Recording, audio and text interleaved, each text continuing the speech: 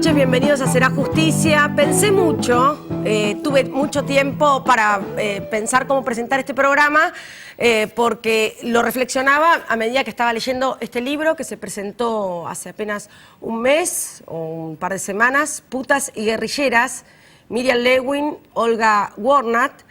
Es un libro muy amplio que habla de los crímenes sexuales en los centros clandestinos de detención, la perversión de los represores, la controversia en la militancia y las historias silenciadas, ¿no? Las historias que han sido tabú, por lo menos hasta ahora, y por supuesto un debate pendiente, que yo sabía que en algún momento iba a llegar.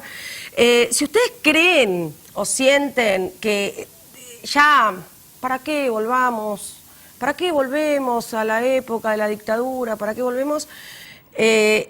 O si creen que leyeron ya muchos libros, porque todos, seguramente muchos hemos leído libros de la década del 70, yo les puedo asegurar, y no estoy haciendo una venta de este libro, ni tengo comisión, ni nada, pero les puedo asegurar que este libro está hablando de una cuestión muy puntual, enfocada desde un lugar que, por lo menos en lo personal, yo nunca lo vi.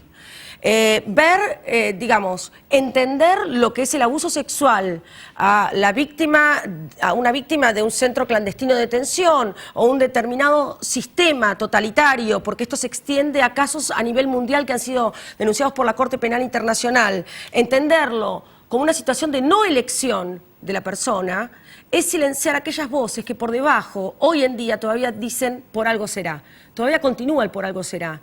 Y en lo personal, me parece que tenemos que dar realmente una vuelta de página y dejar de pensar que los que sobrevivieron en la última dictadura militar, por algo sobrevivieron, y las que se iban a pasear con un militar, porque estaban amenazadas de muerte, porque estaban privadas de su libertad y porque hay que verlo todo en su contexto, lo hacían porque querían, y que tal fulanita tenía el síndrome de Estocolmo con tal, como se ha dicho en varios libros. Bueno, este libro va en contra de todo eso, con mucha valentía, con mucha honestidad. Es el libro de Miriam Lewin y de Olga Warnat. Estamos aquí con Miriam, que es coautora del libro. En lo personal es mi amiga y me da el doble de orgullo estar leyendo estas páginas, y sabía que el debate pendiente iba a tener que ver con ella también. Y también con Vicky Donda, que bien nos va a poder hablar de esta situación, no solamente de la dictadura, sino las situaciones actuales de mujeres que están estigmatizadas, como hoy en día están vistas mujeres que actuaron de determinada manera en la dictadura y de pronto se convierte en un tema tabú o de acusaciones mutuas entre los propios sobrevivientes. Después de la pausa vamos a hablar con ellas.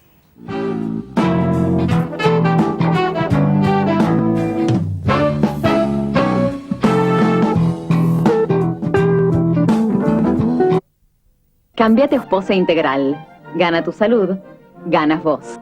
Ospose Integral, compromiso médico. El Centro Médico Montserrat, por sus servicios médicos de excelencia en diferentes especialidades, obtuvo la distinción del ITAES, el instituto que acredita garantía de calidad médica. Centro Médico Montserrat, un nivel superior en salud.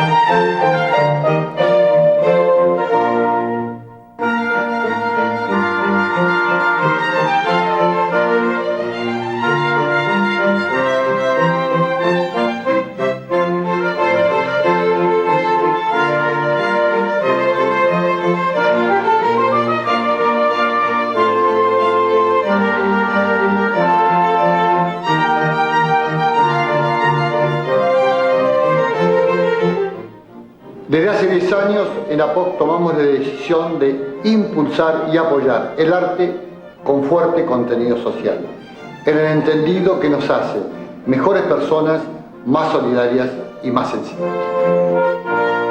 ¿Sabías que en la ciudad ya estamos separando nuestros residuos? En algunos barrios estamos dando los primeros pasos para un tratamiento verde de la basura. Y de a poco se van a sumar todos los barrios. Súmate vos también. Buenos Aires Ciudad. En todo estás vos.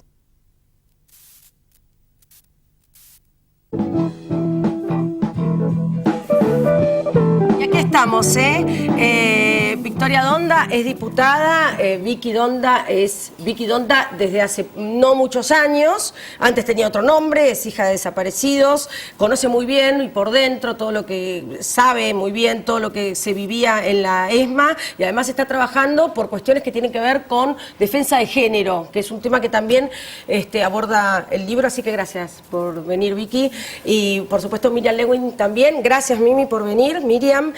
Bueno, este es el libro que es... ¿Cuánto tiempo debatieron con Olga Serlo? Mirá, en realidad esto no nació como un libro, sino que nació como un estado de ánimo, una situación de perplejidad ante muchas reacciones de militantes y de no militantes, situaciones en las que algunas mujeres que habían atravesado la realidad de los centros clandestinos de detención sentían, y así lo planteaban, que había habido espacio para el consentimiento dentro del centro clandestino. Que había habido tal vez amor, un amor malsano, sí, un mal amor, pero que se trataba de amor. Sí. Entonces empezamos a buscar antecedentes históricos, antecedentes internacionales, sí, situaciones similares,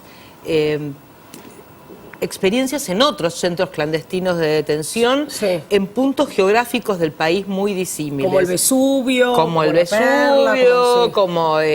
Mendoza también. En Mendoza, en el D2, sí, en La Perla en Córdoba, en La Cueva en Mar del Plata. Y empezamos a ver que había en todos los lugares, en todos los sí, centros clandestinos de detención, mujeres que habían sido acosadas, abusadas sexualmente, violadas, con distintos matices, cada lugar, con sus características particulares, pero con un modus operandi que se puede denominar un plan sistemático. Sí. Porque no existe la posibilidad de que hubiera un loquito en Mar del Plata que hacía lo mismo que otro en Jujuy. Claro. Es decir, violar a una detenida, sí, o abusar de una detenida, o manosearla, o introducirle algún objeto en sus órganos sexuales, sin conocimiento de su superior y con el temor de que su superior lo sancionara. Exacto, exacto. ¿No? Sí hubo, por ejemplo, casos particulares, como por ejemplo en la ESMA, los que tenían acceso al cuerpo de las detenidas, de las secuestradas, sí, eran los oficiales. Y si un guardia sí, se propasaba como, sí, una detenida, con una secuestrada, era sancionado. Al revés de lo que pasaba, por ejemplo, en la Cueva de Mar del Plata, donde los cuerpos de las detenidas eran el botín de guerra de los suboficiales y para los oficiales estaban los bienes materiales, las propiedades, exacto, todo los lo que departamentos, era el los autos, etcétera, etcétera. Todo lo que ustedes incluso vieron desfilar por allí. Claro, eso en el caso robados a los desaparecidos. Eso en el caso de la Cueva. Nosotras empezamos a pensar, después de entender que esto podía ser un libro, después de comprender cuál había sido la situación de cada víctima, después de entender por qué algunas víctimas guardaban silencio después de mucho tiempo, porque hay culpa y porque hay vergüenza. Sí, o porque también hay esta cuestión que vos decías que hablabas con otras mujeres, que decían, bueno, porque creen que ellas también fueron responsables de algo porque tuvieron espacio para decidir. Claro. ¿Sabés qué es lo que a mí me ayudó muchísimo, sí, a entender esta situación? Haber entrevistado muchas víctimas de abuso sexual infantil. Claro. Hay un paralelismo porque son víctimas que no tienen dominio de su voluntad, exacto, que no tienen conciencia de lo que está pasando, totalmente vulnerables, totalmente vulnerables, con su subjetividad absolutamente arrasada, mujeres debilitadas psicológicamente, como niñas. Vos fijate que en el libro yo relato que me llamó muchísimo la atención en las víctimas de la escuelita de Bahía Blanca. Sí. Yo vi los videos del juicio oral, y en un momento me empezó a llamar la atención que se infantilizaban en su relato. Una chica decía, y ese militar estaba muy enojado conmigo, muy enojado. Yo decía, está hablando como una niña que es retada Sí, por un adulto, una que autoridad. sufre la violencia de una autoridad. Y empecé a ver que todas ellas tenían este dejo de infantilización en un punto del relato. Y esto es lo que pasa. Eran mujeres, y en ese momento seguramente se conectaron con esa situación, que eran como niñas, no tenían voluntad, no tenían fortaleza psicológica, estaban absolutamente arrasadas por el duelo. Algunas habían perdido a sus maridos, otras habían perdido a sus hijos o no sabían dónde estaban sus hijos menores que habían sido secuestrados con ellas. Vicky, ¿hasta dónde esta situación que plantea Miriam está tan naturalizada en la sociedad que está como poco visible, ¿no? Poco detectada? Mucho, porque es el lugar que ocupa la mujer en la sociedad. Digo, no es casual que la primer sentencia del fallo de Marita Verón haya sido una sentencia donde absolvieron absolutamente a todos los responsables, que ahora fue dada vuelta por la Cámara, Sí. Y que no es un fallo que festejo el de la Cámara, porque es lo que hay que hacer. Digo, Claro, parece que hay que terminar de felicitar a los que hacen, las cosas bien. Lo que deben. Ahora, el primer fallo los absorben a todos. ¿Y por qué? Porque las pruebas principales eran los testimonios de las víctimas que habían sido testigos, ¿no? De las mujeres víctimas testigos en situación de cautiverio, en una situación además, a diferencia, yo encuentro esa diferencia, digamos, con el ejercicio, primero con la constitución del delito como trata de personas, Sí. y la conciencia de ser víctima, que hoy hay una situación mucho más delgada entre que se comete el delito de trata de personas y después uno puede, hasta dónde después elegís voluntariamente la prostitución, sí. ¿no? Es un debate de fondo que hay que darlo sin prejuicios también, sí, que hay que darlo sin prejuicio y entendiendo la vulnerabilidad, en la situación de vulnerabilidad en la que vuelve esa mujer a su casa, digamos. O sea, vos fuiste víctima de trata, te tuvieron un año en un burdel, te hicieron, o sea, te destruyeron. Te destruyeron. Probablemente te hicieron adicta también, porque en general también hay consumo de drogas, etcétera. ¿Cómo volvés? Digo, es muy cómo difícil. ¿cómo te concientizás que sos víctima? ¿Cómo volvés sin sentirte vos parte de todo eso que te pasó y como que vos pudiste elegir en algún momento y sin que la sociedad te esté apuntando todo el tiempo? Yo me pregunto, ¿cómo? ¿Cómo hacen esas chicas hoy para volver? Nosotros vemos entrevistas que le hacen a mujeres en situación de cautiverio en los burdeles, por ejemplo, del sur del país. Sí. ¿No? Y a mí hubo un relato en uno de esos tantos reportajes que se hace, de una chica que dice, a mí me vendió mi papá y mi mamá.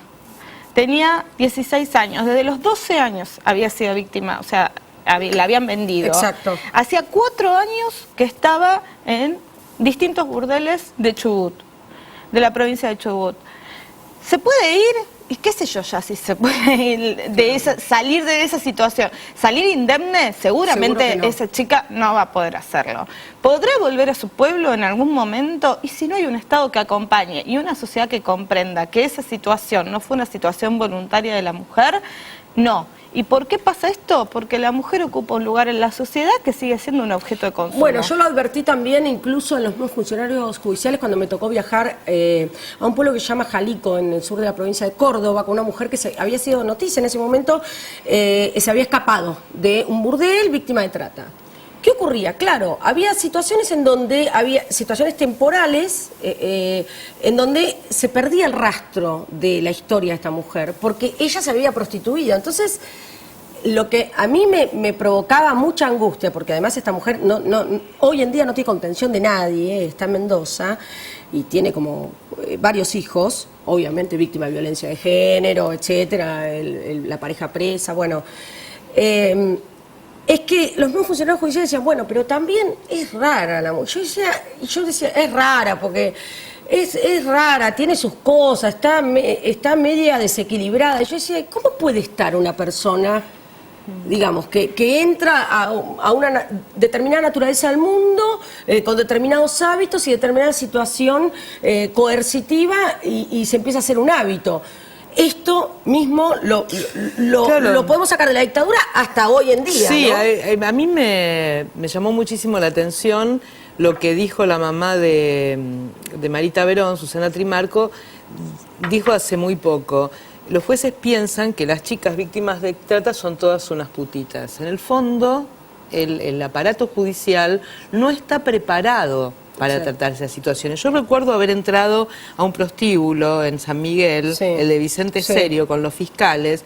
Nos acercábamos a las chicas que sabíamos que eran menores y víctimas de trata, que habían sido traídas de Paraguay compradas, y ante los fiscales, las chicas decían que tenían 23 años y que habían vendido voluntariamente, pero no te dejan salir. No, yo no salgo porque no quiero, Claro, claro. No quiero, me da miedo, mejor me quedo acá. Ahora, estamos hablando... O sea, trataban a todas luces de permanecer en ese sistema, pero también ¿qué pasaba? La policía que había hecho había sido cliente, Claro, no le tenían confianza a los fiscales, y solamente 15 días después, en un hotelito a donde las habían llevado, hablando con el cónsul paraguayo que les hablaba en guaraní, se quebraron y contaron la verdad. Exacto. Pero, mientras tanto, ¿qué podíamos decir? Que esas chicas, como dice Victoria, eran parte del aparato de trata. Claro. Que habían entrado a ese sistema voluntariamente, Bueno, ¿no? ¿y hasta dónde, digamos, vos hablaste dos palabras que están hoy en día, pero que lo podemos trasladar a los centros clandestinos de detención? Putas y quebradas. Sí, putas y traidoras, porque cuando nosotros salimos en libertad, los sobrevivientes de los centros clandestinos, yo soy sobreviviente de Virrey Ceballos y de la Escuela de Mecánica de la Armada, por un lado éramos los transmisores, los portadores de información que de otra manera no se hubiera tenido. Sí, claro. Éramos los sobrevivientes que habíamos visto a los desaparecidos con vida. Pero por otro lado éramos sospechosos. Yo digo en el libro, había una consigna, con vida los llevaron, con vida los queremos. Pero ¿qué pasaba cuando aparecíamos con vida después de haber atravesado el infierno? La primera pregunta era, ¿por qué sobreviviste? ¿Por qué sobreviviste? Entregaste a alguien. Seguramente entregaste a alguien. Seguramente cooperaste, colaboraste de buena gana con los represores. Y lo otro, si éramos mujeres, es te acostaste con alguien.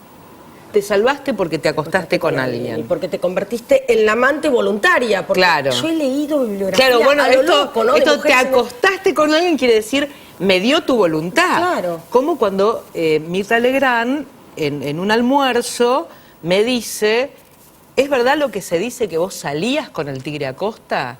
Digo, ¿cómo que salía?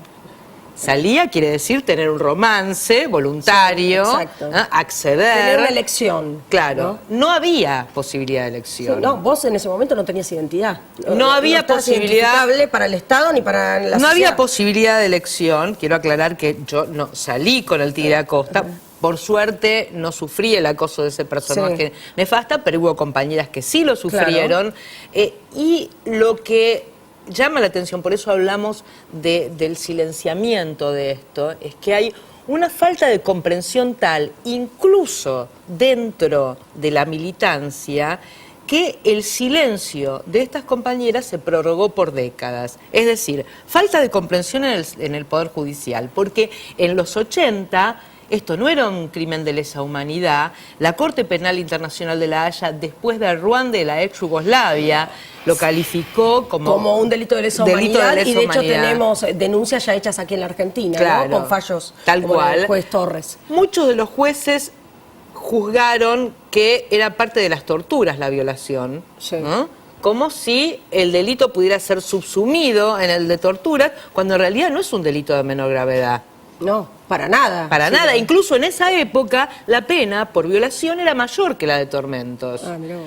Entonces, digo, si estas mujeres no tenían comprensión de sus compañeros de militancia o ex compañeros de militancia, no tenían comprensión ni eran acogidas por el Poder Judicial porque iban al juicio a las juntas, contaban que habían sido violadas y no pasaba nada. Y no pasaba nada. Ni que hablar de la sociedad en su conjunto. Claro. Que todavía hoy sigue pidiéndole a la chica que denunció la violación o la supuesta violación de un jugador de Independiente, le piden que muestre desgarros, moretones, que muestre que se defendió. Ahora yo me pregunto, ¿por qué si a vos te asaltan en la esquina te piden que largues la cartera y no pongas tu vida en riesgo? Pero si te van a violar para creerte que no hubo consentimiento, te piden que demuestres con las marcas en tu cuerpo Que resististe. que te resististe casi al borde de poner tu vida en peligro. ¿Cómo se ve eso esto en el Congreso de la Nación, Vicky? No se ve. Digo, hay temas que no se discuten, porque el Congreso, digo, la política es una caja de resonancia de lo que pasa en la sociedad. Totalmente. Y hay cosas que no se discuten porque precisamente creo que los temas en donde se involucran las mujeres, digamos, a las mujeres en una situación de desigualdad en esta sociedad, no se quieren discutir. A ver, el año pasado discutimos a principio de año la eliminación de una figura nefasta que todavía estaba en el Código Penal, que era perdonar el delito de violación. Sí, ¿no? exacto. Bueno, Avenimiento. el avenimiento. Sí. Ese proyecto lo presentamos nosotras. Cuando le fui a pedir la firma a un diputado, que no lo voy a mencionar, el diputado, porque queríamos que haya firmas de varios bloques, me dijo, ¿pero te parece sacarlo? ¿Y si se enamora después? Digamos, entonces... Ustedes recuerdan, ¿no?, que hubo un caso muy famoso en Santa Rosa, donde utilizando esta figura penal, el preso, el hombre golpeador, el violento, el victimario, fue liberado, se casan y creo que no duraron, no sé... o sea, el los violador pocos días la mata. la compra Sí. a la chica que había violado, Sí. la familia la obliga a casarse Sí. y después, al poco tiempo, la termina asesinando con apuñaladas. Bueno, pero yo la verdad que estoy cansada de tratar estos temas y que siempre acá estén sentadas mujeres. Bueno, ese es un tema, digo, cuando nosotros discutimos, cuando logramos que esto se lleve al recinto, se llevó al recinto y la figura fue derogada del código, con lo cual ya no está más dentro de nuestro plexo normativo, era ahora, hicieron un acuerdo entre los bloques mayoritarios de que se vote sin discutir.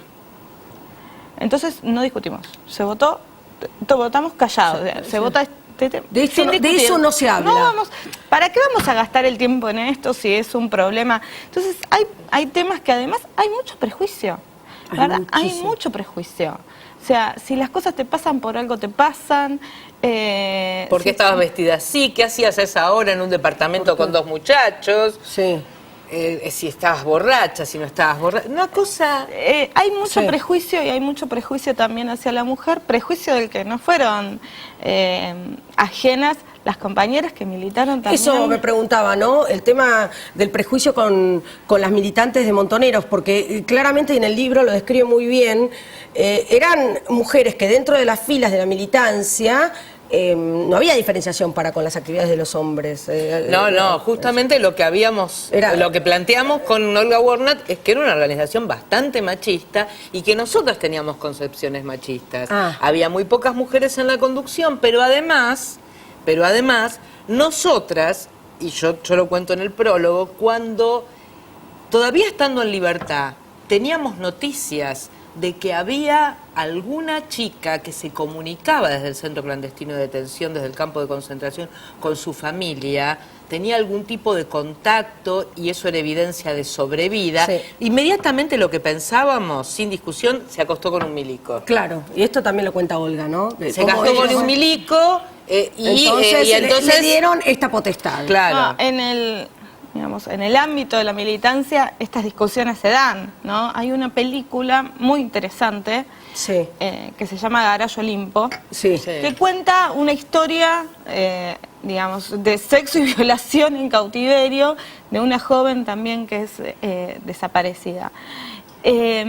Cuando esa película se estrenó también hubo mucha discusión, de por qué meterte con este tema justo ahora, por qué hacerlo, ¿Para qué vamos a hablar de esto? Ya está, ¿no? Yo me preguntaba, si algún hombre que esté en una situación de secuestro se acostaba con una mujer que era parte de las fuerzas de seguridad. Claro, a la inversa, digamos. Claro, ¿qué pasaba? Era un vivo bárbaro, tal cual. Tal cual, Pascualino se belleza. Claro. Lo esperaban los muchachos en el bar de la esquina y lo llevaban en andas. Bueno, era como festejado, ¿no? Supongamos que hubiera habido margen, que no lo hubo, para que alguna mujer decidiera utilizar la atracción que provocaba en uno de los represores para mejor comida, contacto con su familia, Contacto o sobrevivir. Yo se lo o decía con el otro sus día a mi marido, hijos, contacto con con los sus hijos. ¿Qué no hace una mujer con tal de tener cierta protección para con sus hijos? O sea, ¿cuál es la moralina que hay detrás de esto? Recordemos que estas mujeres eran secuestradas a veces con sus hijos pequeños, Sí. las aislaban, los hijos, ella no sabía dónde estaban. Y no las sabía... amenazas verbales Claro, permanentes de que te lo voy a vamos matar, se lo vamos a dar a otra familia, esto, lo otro, Totalmente. no van a estar con vida. Totalmente. La verdad es que hay una falta de comprensión y una ausencia de empatía, ¿no? La gente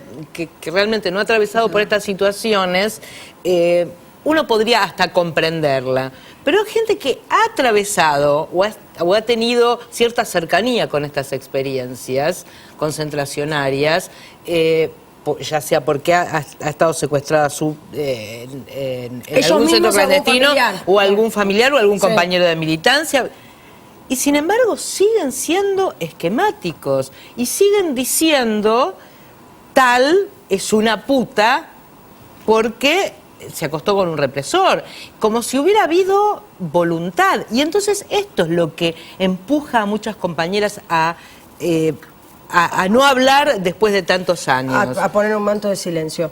Bueno, queda un debate pendiente. Les quiero agradecer a las dos por haber venido. Gracias por el valor, Miriam. Gracias por el valor también vos de seguir negociando en la Cámara estas cuestiones que se hagan cada vez más visibles. Tienen el link de este libro que de verdad de corazón se los recomiendo. Es muy movilizador, qué sé yo, es conmovedor. Y es diferente, está escrito por dos mujeres y para mí es un valor y les puedo asegurar que ustedes también lo van a descubrir. Nos volvemos a ver el próximo martes aquí en Será Justicia y tienen más información sobre el programa de hoy y los temas que tratamos en nuestro sitio web serajusticia.net. Chao.